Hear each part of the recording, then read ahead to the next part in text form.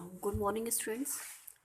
आज मैं 11th class में इकोनॉमिक्स का सेकंड पार्ट स्टार्ट कर रही हूँ और सेकंड पार्ट में आपको इंडिया, भारत और भारत का आर्थिक विकास के बारे में टोटल जानकारी दी गई है। ये विकास जो है आपका 1947 से 90 और 91 के बीच में जितने भी सुधार हमारे देश में किए गए हैं, जितने भी डेवलपमेंट, जितने भी सुधार हुए हैं, जितनी भी प्रगति हुई, इन सब के बारे में आप जो हमारा सेकंड पार्ट है इकोनॉमिक्स का भारतीय आर्थिक विकास, इसमें आपको इसकी पूरी की पूरी इन्फॉर्मेशन दी गई है। तो इस चैप्टर में आपको जनगणना से लेकर किस किस क्षेत्र में कितना विकास हमारे देश में हुआ, किस फील्ड में क्या क्या हमने उपलब्धियां हासिल करी, क्या हमारी सफलताएं रहीं, क्या हमारी असफलताएं रहीं, और ये आर्थिक विकास किस गति से हमारे देश में हुआ और क्या क्या नई नीतियाँ बनाई गई हर क्षेत्र में, इन सब के बारे में पूरे की पूरी इन्फॉर्मेशन, पूरा का पूरा हर चीज़ को विस्तार से इस लेसन में आपको समझाया गया। या इस सेकंड पार्ट में आपको इंडिया के बारे में, इंडिया के पूरे इकोनॉमिक प्लानिंग, पूरी आर्थिक नियोजन के बारे में बताया गया। हमारी जो पंचवर्षीय योजनाएं थी वो कब से कब तक चलाई गई, कि उनमें क्या उपलब्धि हासिल हुई, उनमें क्या सफलताएं मिली, उनकी असफलताएं क्या थी,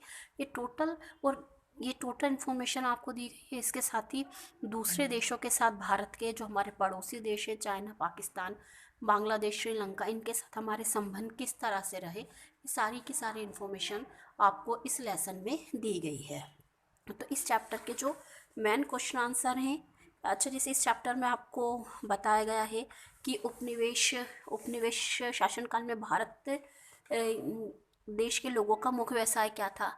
मतलब देखिए, उस समय भी हमारा मुख्य व्यवसाय कृषि था और आज भी हमारा, आज़ादी के बाद भी हमारा मुख्य व्यवसाय कृषि है। उपनिवेश का मतलब है कि हमने किस देश की अंडर में रहकर, किस देश के साथ, किसके गुलामी सहकर हमने अपने देश के 200 साल काटे थे। तो हम जो थे, हमारा देश ब्रिटेन का उपनिवेश था। इसके साथ ही हम जब भारत फ्री हुआ, हम आज़ाद हुए, तो धीरे धीरे हमारा देश कृषि से औद्योगिक विकास की तरफ बढ़ा। औद्योगिक विकास के बाद आज सेवा क्षेत्र में भी हमारे देश ने जो है बहुत ज़्यादा विकास करा हुआ है।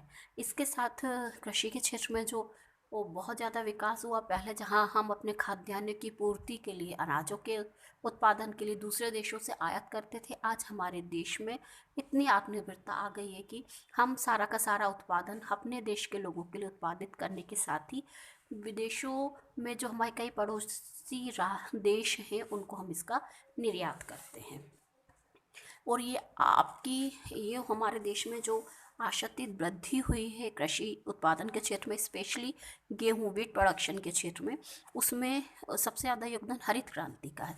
तो हरित क्रांति का आशय क्या है? हरित क्रांति से आशय एक ऐसी पद्धति से था जिसमें उन्नत बीजों के द्वारा, अच्छे खाद के द्वारा, उन डेवलप वेपन्स के द्वारा, औजारों के द्वारा कृषि सुविधाओं का धीरे धीरे विस्तार करना, और इस विस्तार के साथ किसानों को अपनी खेती के लिए न्यूनतम ब्याज की दर पर ऋण देना, जिससे कि किसान अपनी फसलों को सही समय पर बोकर उगा सके। ये सब चीज़ें हरित क्रांति में जो है इन्वॉल्व की गई थी, इंक्लूडेड रही, जिसके कारण कृषि उत्पादन के क्षेत्र में हमारे देश में आशातीत वृद्धि हुई। इसके साथ ही और क्रांतियाँ हुई, ये हरित क्रांति थी। इसके बाद इन पंचवर्षीय योजनाओं में हमारी श्वेत क्रांति हुई। श्वेत क्रांति में मतलब दुग्ध उत्पादन में, डेयरी उत्पादन में आशातीत वृद्धि की गई न्यू टेक्नोलॉजी के द्वारा। इसके बाद जो थी पीत क्रांति और येलो रेवोल्यूशन के द्वारा जो तिलहन की फसलें थी, ऑयली शीट्स थी, उनमें बहुत ज़्यादा वृद्धि हुई। तो आज ऑडिबल ऑयल या खाने के तेल में हम आत्मनिर्भर हैं, हमें किसी दूसरे देश पर जो है आश्रित नहीं होना पड़ रहा। फिर हुई आपकी जो है नीली क्रांति, ब्लू रेवोल्यूशन जो है समुद्री उत्पाद में आशातीत वृद्धि जो है वो ब्लू रेवोल्यूशन के द्वारा हुई। फिर एक जो आखिरी क्रांति हमारे देश में हुई है इस आर्थिक विकास के काल में, वो थी आपकी गुलाबी क्रांति, जिसको आप पिंक रेवोल्यूशन के नाम से जानते हैं। पिंक रेवोल्यूशन ऐसी क्रांति जिसमें आपके फसलों के लिए आप हरित क्रांति को जिम्मेदार ठहरा रहे हैं। तो आपकी जो पिंक रेवोल्यूशन है, गुलाबी क्रांति में आप जो है हमारे देश में फलों के उत्पादन में आयातित वृद्धि हुई, जो कि इस गुलाबी क्रांति के अंतर्गत आता है।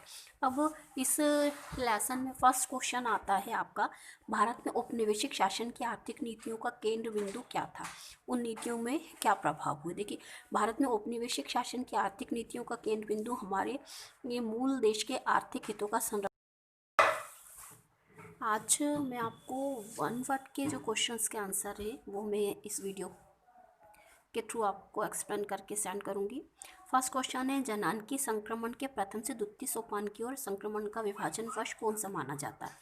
तो इसका आंसर रहेगा आपका ये द्वितीय सोपान की ओर संक्रमण का विभाजन वर्ष 1921 को माना जाता है।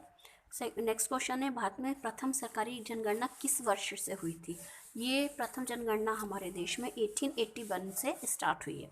योजना से क्या आशय है, तो देखिए, योजना से आशय उस कार्यक्रम से है जो ये व्याख्या करता है कि किसी देश के संसाधनों का प्रयोग किस प्रकार किया जाना चाहिए। आपका फोर्थ क्वेश्चन है, चमत्कारी बीज क्या होता है। तो चमत्कारी बीजों से आशय या अभिप्राय उन बीजों से है जो उत्पादन की अधिक पैदावार करने में सहायक होते हैं। नॉर्मल बीज जिनसे उत्पादन का रेशो ज़्यादा बढ़ता है वो जो है आपका चमत्कारी बीज होता है। फिर आपका नेक्स्ट क्वेश्चन है, विक्रय अधिशेष क्या है। तो किसानों द्वारा अपने उत्पादन का जो अंश बाजार में बेचा जाता है उसे विक्रय अधिशेष कहते हैं। विक्रय अधिशेष किसानों द्वारा उत्पादन का जो अंश बाजार में बेचा जाता है उसे विक्रय अधिशेष कहते हैं। नेक्स्ट क्वेश्चन है, हरित क्रांति के बाद भी 1990 तक हमारी 65% जनसंख्या कृषि क्षेत्र में ही क्यों रही थी। देखिए, हरित क्रांति के बाद भी 1990 तक हमारी 65% जनसंख्या कृषि क्षेत्र में ही लगी रही, क्योंकि उद्योग क्षेत्र और सेवा क्षेत्र कृषि क्षेत्र में काम करने वालों की अत्यधिक मात्रा को नहीं खपा सक रहे थे। मतलब हमारे देश में उद्योग क्षेत्र का और सेवा क्षेत्र का उतना विकास नहीं हो पाया था कि हमारे देश के ज़्यादा लोग इस क्षेत्र में, उद्योग क्षेत्र या सेवा क्षेत्र में जो है कार्य कर सके। इसलिए हमारी जनसंख्या का आधे से ज़्यादा क्षेत्र जो है वो कृषि क्षेत्र में ही लगा रहा था। विश्व व्यापार संगठन के कितने सदस्य देश हैं, तो इसका आंसर है कि 11 दिसंबर 2005 को विश्व व्यापार संगठन के 149 सदस्य देश हैं। भारतीय रिजर्व बैंक का सबसे प्रमुख कार्य क्या है। भारतीय रिजर्व बैंक को हमारे देश का सर्वोच्च बैंक माना जाता है। ये बैंक बैंकों का बैंक कहलाता है। हमारे देश में मुद्रा का निर्गमन जो है वो केंद्रीय बैंक, रिजर्व बैंक या सेंट्रल बैंक द्वारा ही किया जाता है। तो रिजर्व बैंक का मुख्य कार्य है मौद्रिक नीति बनाना और उसे क्रियान्वित करना। ये क्वेश्चन है। फिर नेक्स्ट क्वेश्चन है आपका, परिणात्मक प्रतिबंधों का क्या अर्थ होता है। तो देखिए, परिणात्मक प्रतिबंधों का अर्थ ये है कि सरकार आयातित वस्तु की मात्रा पर नियंत्रण लगा देती है। मतलब कि हमारे देश में दूसरे देशों से जो वस्तुएं मंगाई जाती हैं, आयात की जाती हैं, उनकी एक निश्चित मात्रा को ही हम अपने देश में मंगा सकते हैं। उससे ज़्यादा वस्तुओं को हम अपने देश में आयात नहीं कर सकते। फिर नेक्स्ट क्वेश्चन है, भारत में ब्रिटिश औपनिवेश शासन का मुख्य उद्देश्य क्या था। तो देखिए, हमारे देश में ब्रिटिश शासन का मुख्य उद्देश्य ब्रिटिश उद्योगों को पोषक बनाना था। मतलब हमारे देश के उद्योगों का जो है हास करके अपने देश के उद्योगों को ज़्यादा संपन्न बनाना था। स्वतंत्र पूर्व सूती वस्त्र उद्योग का केंद्रीकरण किस प्रांत में हुआ था। स्वतंत्रता पूर्व, मतलब आज़ादी मिलने से पहले सूती वस्त्र का केंद्रीकरण बंगाल प्रांत में हुआ था। ठीक है, इसका क्वेश्चन है, स्वतंत्रता के समय भारतीय अर्थव्यवस्था का उद्योग प्रधान थी अथवा कृषि प्रधान। तो नेचुरली आज भी हमारा देश जो है, हमारे देश की भारतीय अर्थव्यवस्था कृषि प्रधान है, तो पहले भी ही कृषि प्रधान थी। फिर नेक्स्ट क्वेश्चन है, स्वतंत्रता पूर्व भारतीय अर्थव्यवस्था को कृषि प्रधान क्यों माना जाता था। क्योंकि हमारे देश की 85% पॉपुलेशन, जनसंख्या जो कृषि पर आधारित थी, इसलिए इसको कृषि प्रधान देश माना जाता था। फिर आपका क्वेश्चन है, औपनिवेशिक शासन काल में देश के लोगों का मुख्य व्यवसाय क्या था। तो उस समय लोगों का मुख्य व्यवसाय कृषि था। ठीक है, फिर आपका आता है प्राथमिक क्षेत्र से क्या आशय है। प्राथमिक क्षेत्र, देखिए, आपको पता होगा कि पूरे इकोनॉमी जो है 3 पार्ट्स में डिवाइड होती है। प्राथमिक क्षेत्र, प्राइमरी सेक्टर, सेकेंडरी क्षेत्र, द्वितीय क्षेत्र, थर्ड आता है आपका तृतीयक क्षेत्र या टेरिटरी सेक्टर। तो प्राथमिक क्षेत्र से आशय उन उद्यमों से है जो प्राथमिक साधनों का उपयोग करके वस्तुओं का उत्पादन करते हैं, जैसे कृषि में जो भी आपका उत्पादन किया जाता है वो इसमें आता है। फिर द्वितीय क्षेत्र से क्या आशय, तो द्वितीय क्षेत्र से आशय उस क्षेत्र से है जहाँ पर कृषि से निर्मित वस्तुओं को दूसरी वस्तु के रूप में परिवर्तित करना, जैसे कि कपास से कपड़े का निर्माण करना, आपका गन्ने से शक्कर का निर्माण करना, ये सब जो है द्वितीय क्षेत्र में आता है। फिर आपका आता है तृतीय क्षेत्र से क्या आशय है, तो तृतीय क्षेत्र से आशय उन उद्यमों से है जो सेवाओं का उत्पादन करते हैं, जैसे बैंकिंग, बीमा, संचार, यातायात, आपका एजुकेशन, मेडिकल फील्ड, ठीक है, ये सब कुछ जो है वो आपका तृतीय क्षेत्र में आता है।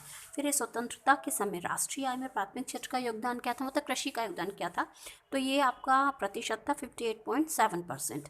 नेक्स्ट क्वेश्चन है स्वतंत्रता के समय राष्ट्रीय आय में द्वितीय क्षेत्र का क्या योगदान था, तो इसका है ये जो द्वितीय क्षेत्र का योगदान था स्वतंत्रता के समय बहुत कम था, ये था 14.3%। फिर ये स्वतंत्रता के समय राष्ट्रीय आय में प्रत्यक्ष क्षेत्र का योगदान क्या था, यह भी बहुत कम था, यह था 27%। फिर है आपका कृषि के व्यवसायीकरण से क्या आशय, कृषि के व्यवसायीकरण से आशय किसानों को परंपरागत निर्वाह फसलों के स्थान पर व्यापारिक फसलों के प्रोत्साहित या विवश करना ही कृषि का व्यवसायीकरण है। फिर आपका है टाटा आयरन स्टील कंपनी की स्थापना कब हुई, ये हमारे देश में पहला जो है लोहा इस्पात उद्योग था, इसकी स्थापना 1907 में जमशेदपुर में हुई थी।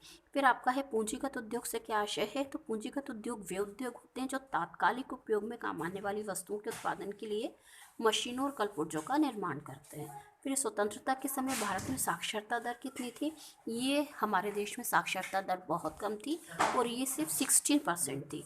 फिर आपका क्वेश्चन है सार्वजनिक क्षेत्र से क्या आशय है, तो सार्वजनिक क्षेत्र से आशय उन उद्यमों से जो सरकार के स्वामित्व में होते हैं।